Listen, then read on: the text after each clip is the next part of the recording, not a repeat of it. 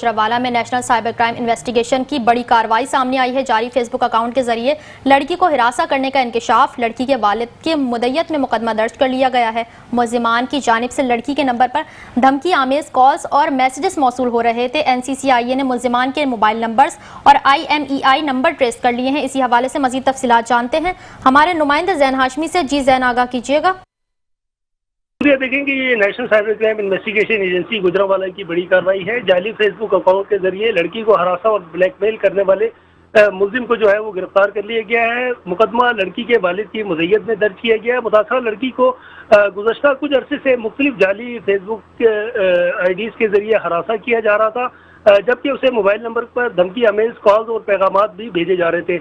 ملزمان کی جانب سے لڑکی کو بلیک میل کرنے کی کوششیں بھی کی گئی تھی، جس پر NCCIA کی جانب سے مقدمہ درج کرتے ہوئے ملزم کو گرفتار کر لیا گیا ہے۔ ملزم کے موبائل سے جو ہے خاتون کی نجی تصاویر اور ویڈیوز بھی برآمد کر لی گئی ہے۔